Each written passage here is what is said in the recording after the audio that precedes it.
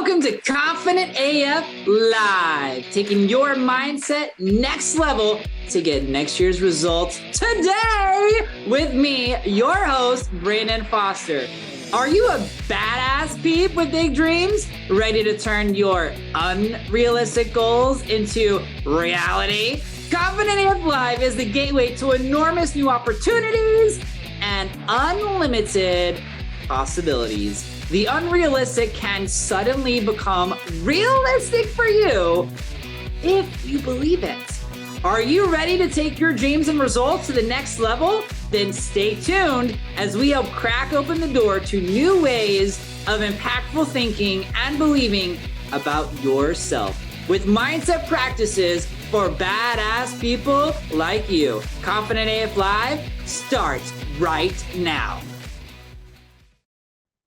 Well, what up, boo? Super happy to have you here listening to the Confident AF podcast today. You must be a badass. Otherwise, you would not be here today. If this is your first time, my name is Brandon. I am a next level mindset coach and confidence coach. I help badasses like you systematically and deliberately raise their self-confidence, their mindset, and their co-creative faith in God so that they can systematically and deliberately grow and scale their business.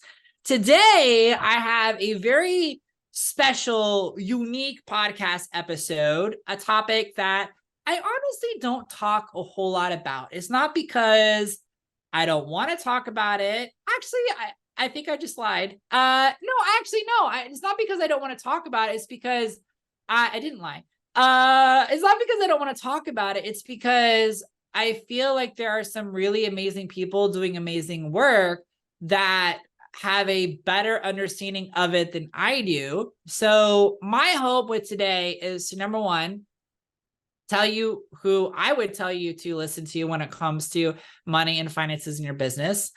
And number two, there are some things that I feel like could be energetic leaks, money leaks, belief leaks that you might have as a faith-based person around receptivity around money, earning money, receiving money, having an amazing, growing, scaling business around money. And the people that I love, they don't always talk about some of these nuanced things. So I'm hoping that I can kind of bridge that gap today. That's really what I want to do. I want to bridge the gap. I want to celebrate the work that they do. And I want to shade a couple of things that I found really important for me with my own journey with money and finances in my business. So the first thing I want to say is, just as a business owner, you're in your business because you want to make money. Ta-da! Like, if you try to shift, rearrange, or say it any other way, it's just not true. But the difference is you have clean energy and making money in your business when you fully believe in your heart of hearts that the value and the service you provide is worthy of massive compensation. It's worthy of being paid. And one of the beliefs that was integrated to me from Prominence Mastermind and Scale Mastermind, which is through clients and community, shout out to the boys, and my own accountability coach, Samantha Bell, is that when someone pays you for your service, it helps you for a moment and you help them for a lifetime. That core belief really changed what I do with my high ticket coaching programs, my high level masterminds, my digital courses, my digital content, which is that, yes, the money helps me tremendously. It helps support me, my family, my dreams, my business to grow in so many amazing ways. But the way that I help other people lasts them their whole entire life. So that would be one thing. And I'm going to go into seven specific reasons. This is just a riff to get us started. And so we all want to make money as a business owner. The challenge is, if you grew up in a faith-based household, is that there is a lot of negative stigma. And actually, it doesn't matter if you're faith-based or not. I mean, there's just a lot of negative stigma in society that if you are wealthy, you are selfish. That if you are wealthy, you are greedy. If that you're wealthy, you're taking advantage of people. If you are wealthy, then you are not a kind-hearted, good-hearted person. The reason why that is so dangerous for you and for your business is that if you believe that, you're going to have resistant energy. You will be resistant to actually becoming wealthy because you will not want to become greedy. You will not want to become selfish. You will not want to be considered evil. You will not want to be considered as someone who's taking advantage of other people. So because you're worried about all those things, you're going to hit a glass ceiling in terms of your finances unless you shift and rearrange all of those things so that you feel really good about earning and receiving. So that's the first piece that I want to say, because if I don't say that, then you're going to miss a lot of the other pieces that I'm going to share with you today, my 7 biggest things. So first of all, let's just talk about the whole, and again, as I talk about these things, I am not a biblical expert. I just want to offer a different perspective shift. And if there's anything that I say that you disagree with, that you don't think is true, that's fine.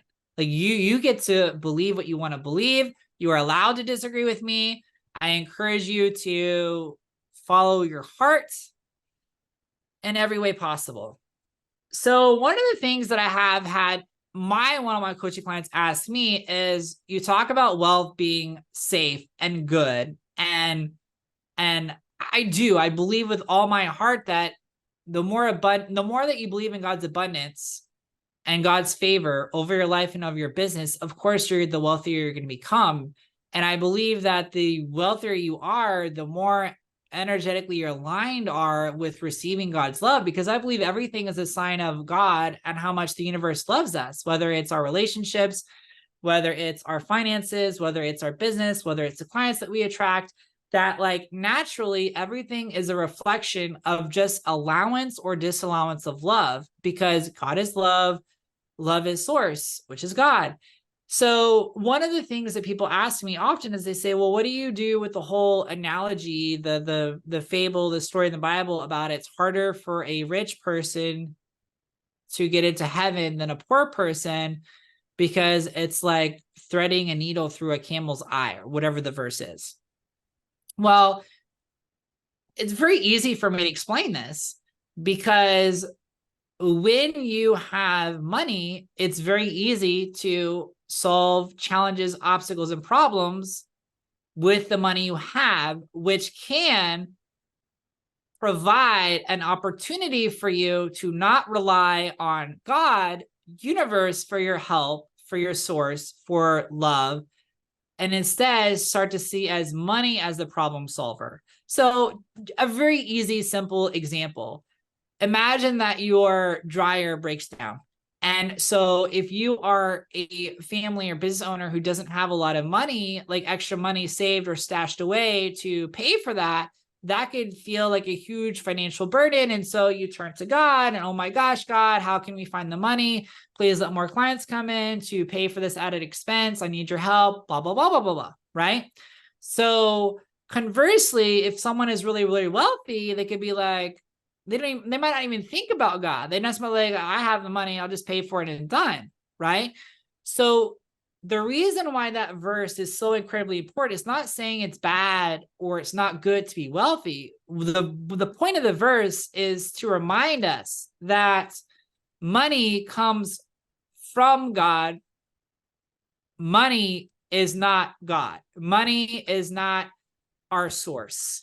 And I think that when you realize that, now that just becomes like really, really, really crystal clear. Oh, I get it. It's not bad to be wealthy. It's bad to think that because I am wealthy, that I don't need God, that I don't need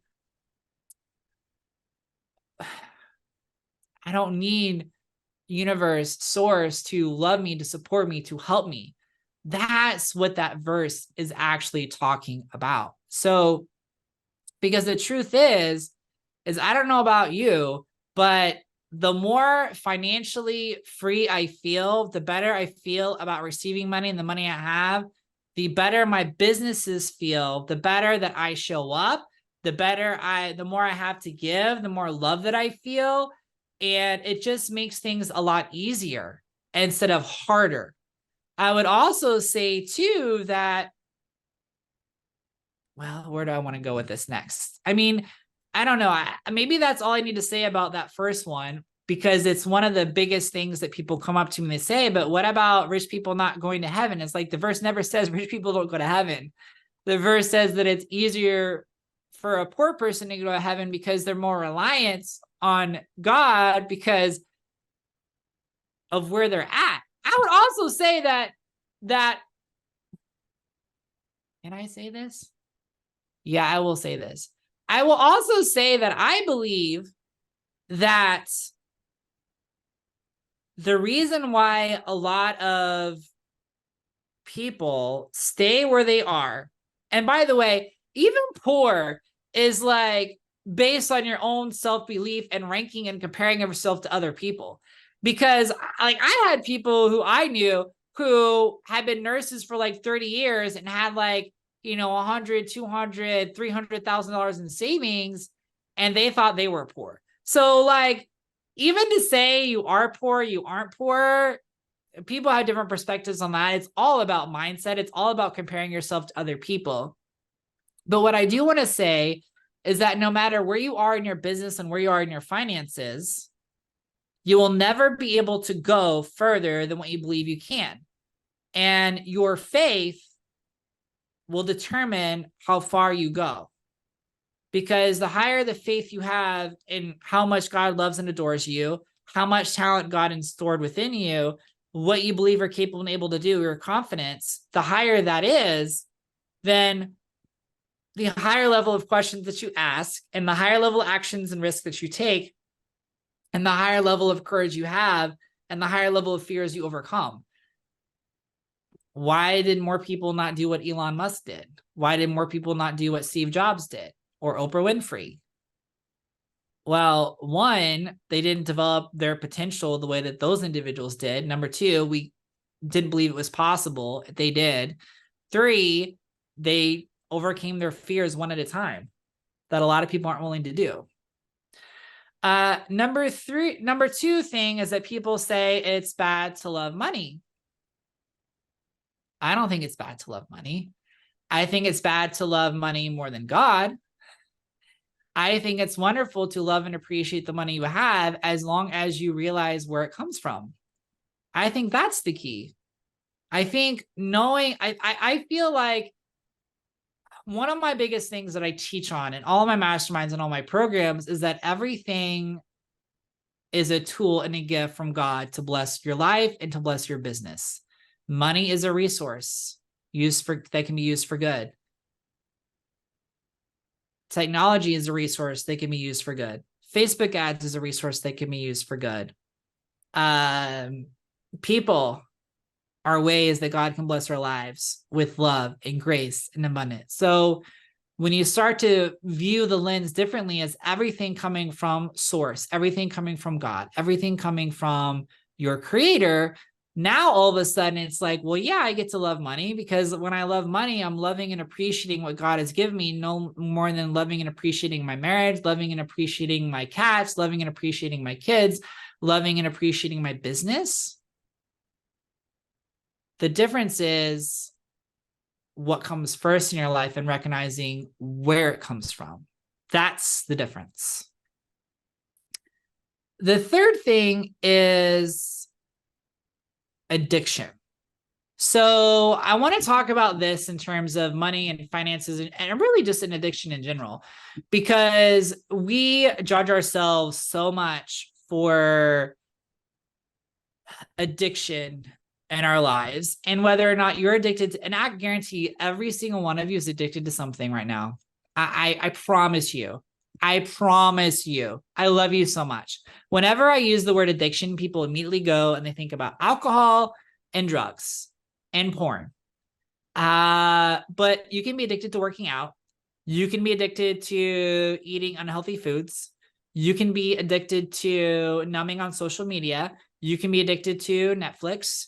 You can be addicted to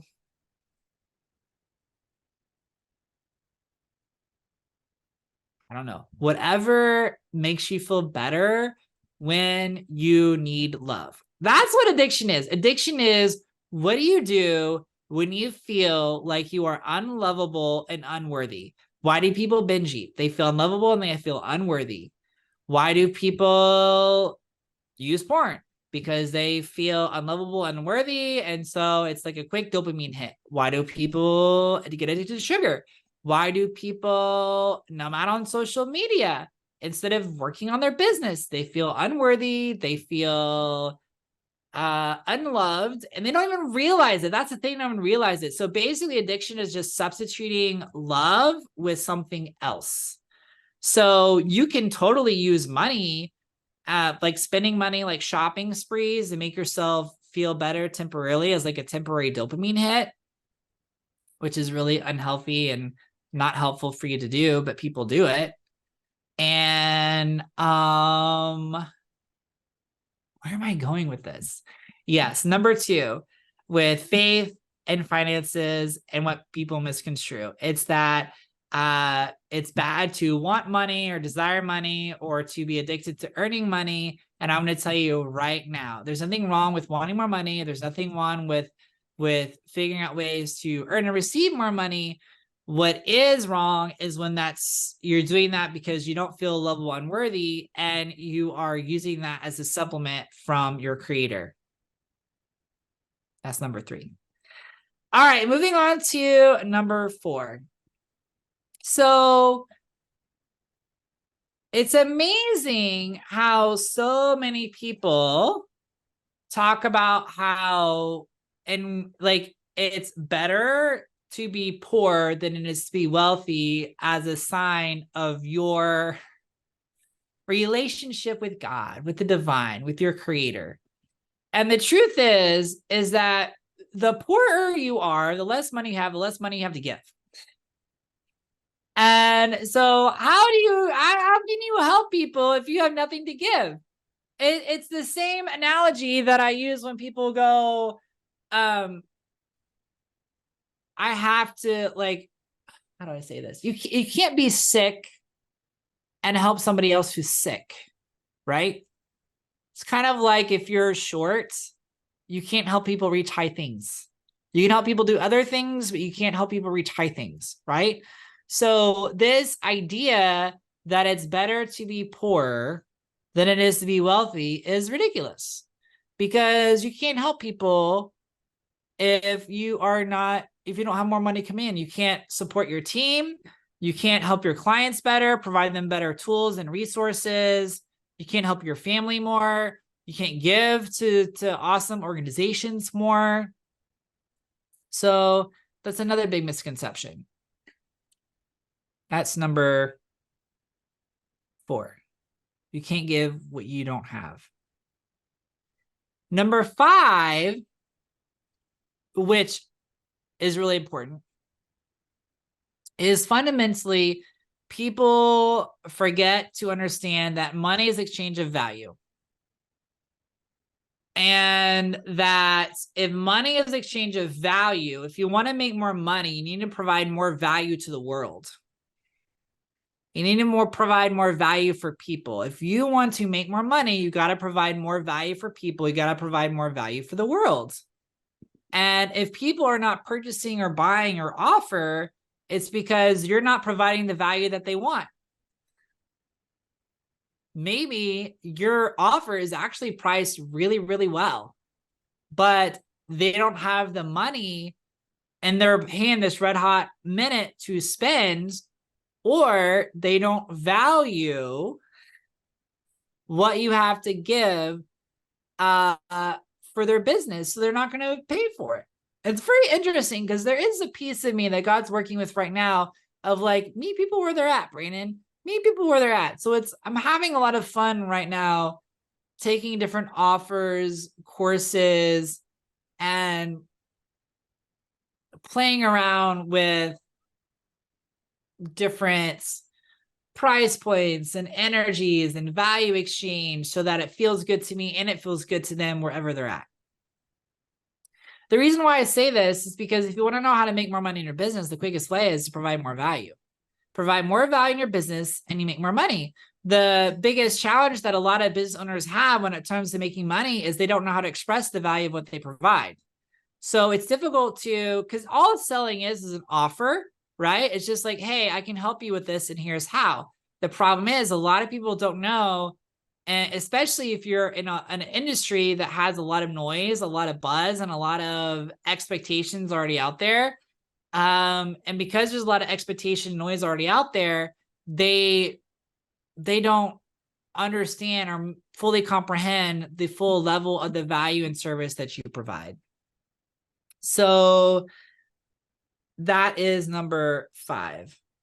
Number 6, let's talk about the G word, which is guilt. A lot of people have guilt for earning and receiving money. If you have guilt, it means you don't feel worthy of the money you're receiving. So that is definitely some mindset work, some energetic work for you to do. Why? Because if money is coming from God and the people are happy to pay you for it, then the question really becomes is, why do you feel not worthy of it? Why do you feel like you're not good enough to receive it? Why do you feel like there's something wrong with you having the money? Because money has no opinion of you, right? So guilt is just a sign that you feel unworthy to receive what you have or what you're asking for. And you know, the only way that you can actually heal and cure guilt is by forgiving yourself, forgiving the idea, forgiving the thought, forgiving the belief that you've attached to of why you're not good enough or you can't receive it or why it's bad for you to have it. Forgive it. When you forgive it, miracles will happen in your life and your business. But I see a lot of people who feel guilty for charging what they charge, who feel guilty for getting paid once they get paid, who feel guilty for asking even for people to pay them. And if you feel guilt, if you feel bad, then you need to forgive that. You need to forgive that. You need to heal that. You need to let that go. That is not serving you at all. And once you've done all this other homework, that's going to become, all these other ideas can become a lot clearer for you. Number 7, this idea that it's bad to desire more money and that there's something wrong with you to desire more money or desire to be wealthy. I find that people who say it's bad to want more money, it's like an ego trick to make them feel better or closer to God. Like somehow not wanting money makes you holier or better in God's eyes. And the truth is just that's actually pride. That's actually you wanting to make yourself feel better about who you are and your connection with God divine because you choose not to be wealthy, right? Is really bizarre.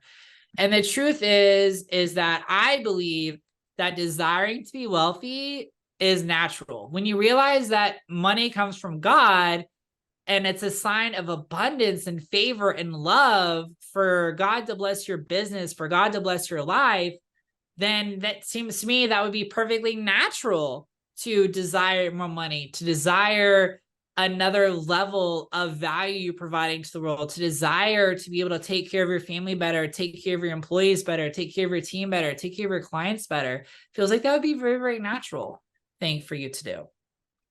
Okay. So those were my riffs on money and business and finances. And the number one person I would tell you all to follow who has really blessed my life and my business in a really amazing way is Amanda Francis. She's a so-called money queen. She has an amazing course called Money Mentality Makeover. I will put the link down on YouTube at Brandon R. Foster Coaching when we post it there. And I love Amanda. I love her work. I love what she does. If you have never heard of her before, go check her out. XO Amanda, I think it is. XO Amanda Francis or XO Amanda on Instagram and on Facebook and on YouTube. And just Google her. She'll pop up. And she has some amazing courses on this is how I say this, emotional intelligence about money. See, a lot of people think about the practical pieces of money. That's only one piece. Emotional intelligence is the energy and frequency, the feeling of money. That's the piece that a lot of people miss in their lives and their business. All right. I love you all so much. Thank you all for listening. Make sure you follow me at Brandon R. Foster on Instagram and at Brandon R. Foster Coaching on YouTube land. Have an incredible rest of your day. We'll see you next week with another podcast episode. You have been listening to Confident AF Live, taking your mindset next level to get next year's results today with host Brandon Foster on transformationtalkradio.com.